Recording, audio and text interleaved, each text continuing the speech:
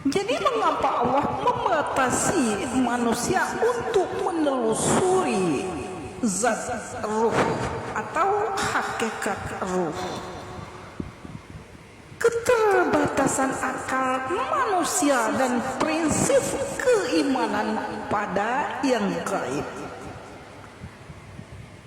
Bagaimana keterbatasan akal dan indera manusia? Saudaraku, Allah tidak menciptakan akal manusia untuk memahami segala sesuatu. Akal memiliki batas jangkauan. Nah, itu kita sadari ya. Kalau kita melanggar garis-garis ketentuan Allah, maka kita akan tersesat dari apa yang telah digariskan oleh Allah. Kita sadari bahwa Allah menciptakan akal itu sangat terbatas. Kenapa? Itu Allah berkehendak apa yang Dia kehendaki. Ruh bersifat transenden, bersifat non-materi atau gaib, dan terlepas dari dimensi ruang dan waktu. Akal manusia yang terikat pada data-data materi dan indrawi tidak memiliki alat untuk menganalisis zat gaib tersebut. Yang kedua, akal bukan sumber utama ilmu gaib. Ya, itu harus kita sadari ya. Allah menciptakan akal bukan untuk menelusuri ilmu gaib. Saudaraku se-Islam, seiman, akal itu diciptakan untuk memikirkan alam semesta ciptaan Allah, hukum-hukum alam dan petunjuk syariat, tetapi bukan untuk menembus hakikat zat-zat gaib. Mencoba menelusuri hakikat ruh secara mendalam akan menyia-nyiakan energi dan bisa menyebabkan kesesatan pemikiran yang tidak berlandaskan wahyu. Jadi kita harus sadar ya, sadar. Sampai di mana Anda sudah menelusuri tentang ruh? Tanyakan diri Anda masing-masing. Malah ada yang menelusuri tentang hakikat zat Allah. Itu dilarang. Anda manusia tidak diciptakan untuk memikirkan itu. Ada batasnya. Anda melanggar batas itu. Untuk itu, saudaraku seiman semuslim, bila ada orang yang menelusuri tentang ruh sampai mengatakan sudah sampai di mana, maka tinggalkan dan tidak usah diikuti. Apapun pangkatnya, apapun jabatannya, tinggalkan yang tidak sesuai dengan apa yang dianjurkan Al-Quran. Itu termasuk orang yang ingkar kepada Allah. Bukan ingkar itu tidak mengerjakan perintah Allah saja, ya, itu namanya mendahului, sombong, tidak dengar kata Allah dan Rasul. Fokus kita adalah pada fungsi, bukan zat. Jadi Allah hanya mewahyukan fungsi ruh sebagai sumber kehidupan, kesadaran, dan tanggung jawab. Lagi pula Allah bukan menciptakan ruh itu hanya untuk manusia. Semua makhluk hidup memiliki ruh. Malaikat, jin, manusia, hewan, tumbuhan, semuanya memiliki ruh. Walaupun ya dalam pandangan teologis atau khususnya Islam terdapat perbedaan signifikan dalam sifat rohani atau daya hidup yang ditiupkan oleh Allah pada setiap jenis makhluk. Nah, kita uraikan ya satu persatu biar jelas. Malaikatnya, Malaikat itu adalah makhluk rohani murni. Asal penciptaannya diciptakan dari cahaya atau nur. Sifat roh mereka adalah esensi murni tanpa jasad materi seperti manusia atau hewan. Sering dikaitkan dengan roh perintah, yang berarti keberadaan mereka adalah manifestasi langsung dari perintah Tuhan. Nah, fungsi roh malaikat tidak memiliki nafsu dan kehendak, bebas untuk memilih antara baik dan buruk. Fungsinya adalah untuk selalu taat. Fungsi roh malaikat tidak memiliki nafsu dan kehendak bebas seperti yang ada pada manusia dan jin, ya. Untuk memilih antara yang baik dan yang buruk mereka tidak, ya. Fungsinya hanya untuk selalu taat dan melaksanakan tugas spesifik yang diperintahkan oleh Allah. Misalnya Jibril menyampaikan wahyu, Mikail mengatur rezeki, Israel mencabut nyawa, ya, Israfil dan malaikat-malaikat yang lain sampai dengan penjaga pintu surga dan neraka, seperti itu. Kemudian bertanggungjawabannya di hari akhirat. Jadi pertanggungjawaban tidak dihisap, diadili di akhirat karena tidak memiliki pilihan untuk mendurhakai Allah, ya, karena mereka tidak memiliki nafsu. Kemudian jin, makhluk rohani berakal, asal penciptaannya diciptakan dari api yang menyala. Kemudian sifat roh mirip dengan manusia. Jin memiliki akal, kehendak bebas atau irada, dan nafsu. Ini yang memungkinkan mereka untuk memilih antara iman dan kekafiran. Roh mereka terkait dengan jasad yang halus atau gaib dan dapat berubah bentuk. Kemudian fungsi mereka sama dengan manusia. Jin diciptakan untuk beribadah kepada Allah. Mereka adalah makhluk mukallaf, dibebani hukum syariat. Kemudian pertanggungjawaban, dihisab, diadili di akhirat karena memiliki akal dan kehendak bebas untuk memilih perbuatan baik atau buruk. Nah, ini yang ketiga, manusia. Manusia atau makhluk jasmani dan rohani terbaik. Asal penciptaan diciptakan dari tanah atau tin. Sifat ruh, manusia memiliki ruh al-insani, ruh manusia, yang disebut juga dengan ruh al-amar atau ruh perintah. Ditiupkan ke dalam jasad tanah, ya. Dalam Al-Quran surat Al-Hijr ayat 29, ruh ini memungkinkan adanya akal, kesadaran, perasaan, dan kehendak bebas atau nafsu. Adanya roh inilah yang menjadikan manusia makhluk paling sempurna, ya. Fungsi manusia yaitu menjadi khalifah, pemimpin di muka bumi, mengelola alam, dan beribadah kepada Allah. Roh berfungsi sebagai inti diri yang memberikan kesadaran spiritual dan moral. Kemudian pertanggungjawaban di akhirat, dihisab, diadili secara penuh di akhirat. Nah, keempat, hewan, makhluk bernyawa. Asal penciptaan diciptakan dari materi fisik, air dan tanah dan unsur lain. Sifat roh hewan yang ada pada hewan adalah nyawa ruh atau hewan atau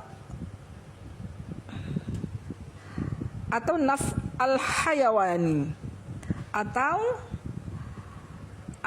naf al-hayawani atau naf al-hayawani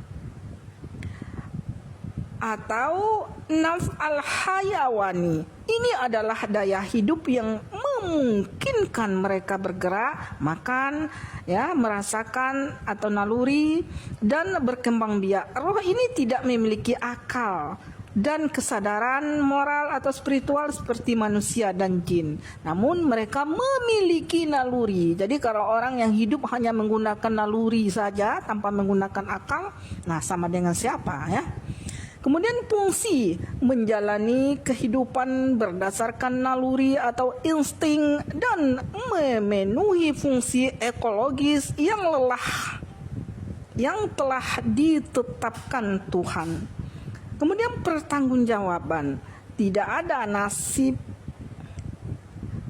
ada pertanggungjawaban. Nasib akhir hewan setelah mati adalah kembali menjadi tanah, ketiadaan. Meskipun ada pandangan yang menyebutkan mereka akan dikumpulkan di padang mahsyar untuk mengadili sesama mereka sebelum akhirnya menjadi tanah.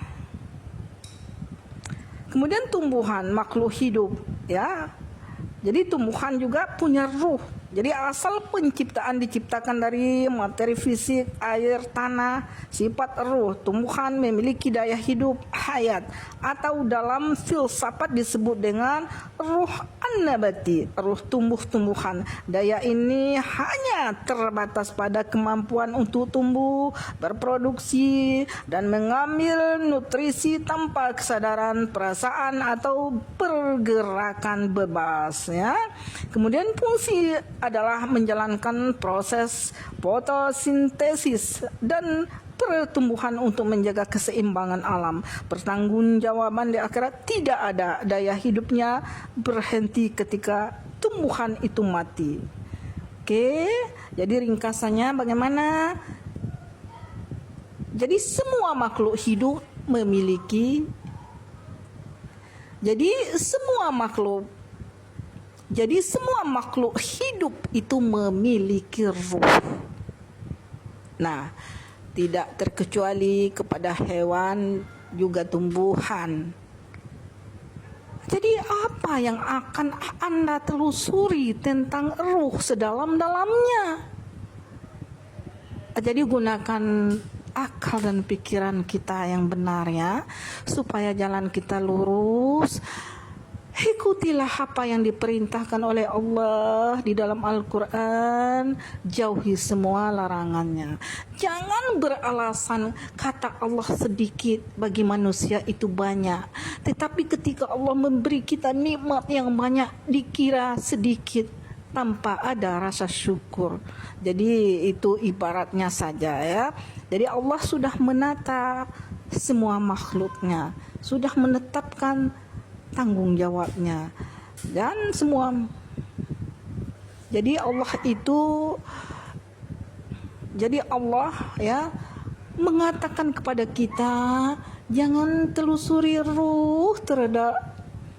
Jadi Allah mengatakan, jadi apa yang dikatakan oleh Allah ikuti, apa yang dilarang jauhi, karena Dia yang tahu akan diri kita ini. Dia yang menciptakan kita, itu disadari. Yang tidak boleh jangan lakukan, yang boleh lakukan. Makanya berjalanlah sesuai dengan Al-Quran dan hadis. Dan jangan lupa ikuti ulama-ulama Ahlussunnah wal Jamaah, ya. Banyak di Indonesia. Ya.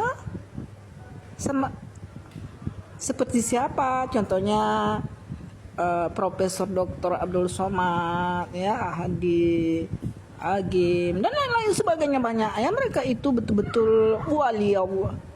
Dan mereka itu betul-betul waliullah, ya, wakil-wakil Allah yang menjadi penyambung lisan Nabi Muhammad sallallahu alaihi wasallam. Dan perjalanan historisnya alam ruh, dunia, barzakh, akhirat ini sudah cukup untuk menjalankan peran kita sebagai hamba. Jadi sudah dijelaskan yang boleh kita ketahui, yaitu alam ruh sebelum ditiupkan ruh ke dalam janin, setelah ditiupkan ke dalam janin, setelah lahir, ketika kita akan dicabut nyawa, setelah kita dicabut nyawa alam barzakh, setelah alam barzakh alam akhirat. Itu sudah dijelaskan di dalam Al-Quran dan hadis sedetailnya. Dan kalau kita menyimpang dari itu, menyimpang mau mengetahui zatnya, nanti kita ketemu dengan apa? Alam gaib jin. Karena itu jin itu alamnya bukan gaib sebenarnya, karena dia pun mengatakan bahwa alam gaib itu alam malaikat. Yang gaib itu adalah malaikat Allah. Sama dengan kita. Namun kalau kita memandang jin itu adalah berada di alam gaib, karena kita tidak bisa melihat alam jin, kecuali orang-orang yang suka menelusuri alam-alam seperti itu. Bagaimana menurut Imam Al-Qurtubi dan Ibnu Katsir, ya?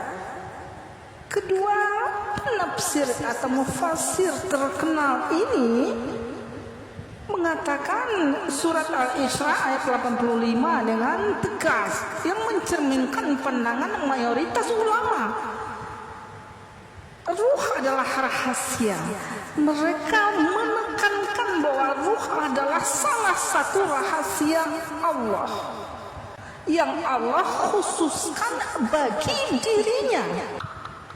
Ayat, dan tidaklah kamu diberi pengetahuan melainkan sedikit, menegaskan pengetahuan yang dimiliki manusia tentang ruh sangat terbatas dan tidak akan pernah mencapai hakikat. Hakikat ruh itu tidak akan pernah dicapai yang sebenarnya, seperti apa ruh itu, di mana ia berada dan bagaimana mekanismenya. Kemudian definisi fungsional. Ketika ulama memberikan definisi tersebut lebih bersifat fungsional, seperti ruh adalah zat halus, cahaya yang memberi kehidupan pada jasad, dan bukan hakikat substansialnya yang sesungguhnya. Nah, kesimpulan umum ulama secara keseluruhan yaitu pandangan ulama Imam Syafi'i, Imam Ahmad, Imam Malik, Imam Abu Hanifah, serta para penafsir atau mufassir seperti Al-Qurtubi dan Ibnu Katsir mengenai keterbatasan manusia dalam menelusuri ruh, dapat disimpulkan bahwa ruh adalah makhluk ciptaan Allah, bukan bagian dari zat atau sifat Allah. Nah, ini berdasarkan dalil dan kesepakatan ijma, ya, ulama salaf. Kemudian batasan pengetahuan tentang hakikat ruh yang sebenarnya substansinya terhalang bagi manusia. Mencoba untuk memecahkan misteri ini secara utuh adalah sia-sia karena melanggar batasan yang telah ditetapkan oleh Allah atau Al-Quran. Nah, jadi sejauh mana kita bisa mengenal ruh, ya? Jadi fase atau tahapan yang bisa dipelajari mengenai ruh dalam konteks ajaran Islam melalui pengetahuan Al-Quran atau yang disampaikan oleh Nabi Muhammad kepada kita, mulai dari sebelum penciptaan hingga setelah meninggal dunia secara umum, meliputi 5 alam, yaitu satu alam ruh atau alam arwah. Fase pertama kehidupan manusia, tempat semua roh dikumpulkan. Di alam ini Allah mengambil kesaksian dari setiap roh. Janji primordial, ya. Jadi janji primordial bahwa Allah adalah Tuhan mereka, seperti yang dikisahkan dalam surat Al-A'raf ayat 172. Kemudian alam kandungan rahim, fase di mana ruh ditiupkan ke dalam jasad di dalam kandungan ibu, biasanya setelah janin berusia kurang lebih 4 bulan. Ruh dan jasad mulai menyatu dan mengalami proses perkembangan penciptaan. Kemudian ketiga, alam dunia, fase kehidupan sejak lahir hingga meninggal dunia. Ini adalah alam tempat manusia diuji dengan berbagai perintah dan larangan Allah. Amal perbuatan, keimanan, dan ketaatan selama di dunia akan menentukan nasib ruh di alam berikutnya. 4, yaitu fase sikratul maut.